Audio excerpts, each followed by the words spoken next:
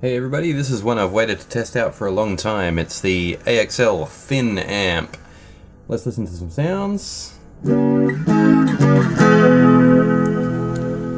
can set my DSP level with this bottom left knob here and choose from 4 different types of DSP, and within each DSP there are 4 levels or variations. So let's keep that DSP level right up and go through them all.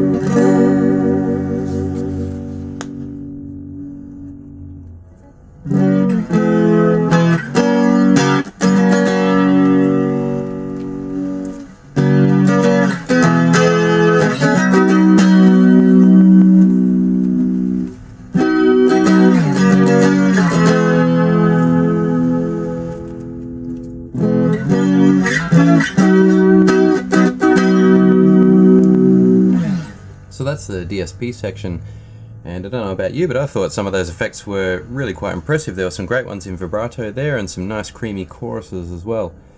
Very good. There's also a separate DSP for reverb. So that's a nice smooth tail.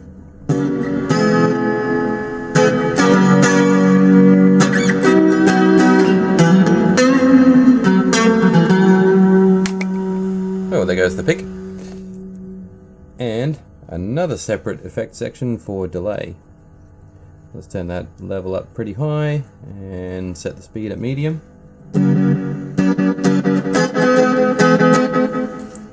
And one thing I've noticed is if I can just tweak one string here,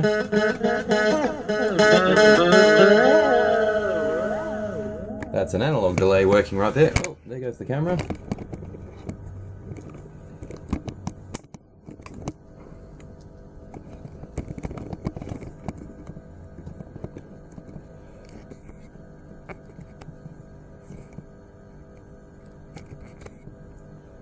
Sorry guys, had a slight camera mishap there. Anyway, we were talking about delay, and it's an analog delay.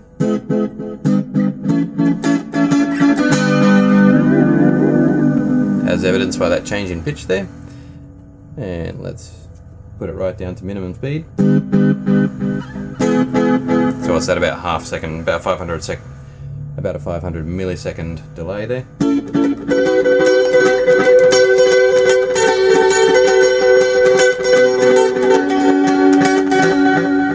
Anyway, you get the idea. So basically 3 effects running at once. You've got your reverb, then your modulation section, I suppose you'd call it, finishing up with digital delay. So that's a pretty good array of effects for one small amp. As for the sound quality, well, it works pretty much like a studio monitor, I suppose. Let's turn all our effects right down and just see what the sound reproduction is like. Reverb right down to 0. So the sound reproduction is pretty much exactly what my guitar is putting out. It's not an amp that's designed to add any deep valve character or anything like that. But what it does give you is a very crystal clear reproduction of exactly what you're playing. And obviously, because it's called the Thin Amp, we do have to look at just exactly how thin it is. That's pretty amazing. There is a battery pack option for this amp too, which has to be bought separately. It's an OEM pack. It goes pretty loud. Let's turn it right up. And you've got a gain function there as well. So let's have a listen to that with full strength.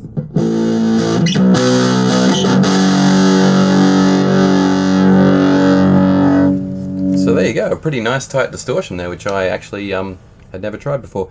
So in summing up, I'd say that for someone who really needs to conserve space in their kit, doesn't want to take a whole lot of pedals or a multi-effect system with them, this is a really good option. The quality is clearly there in this amp. It just needs the right owner.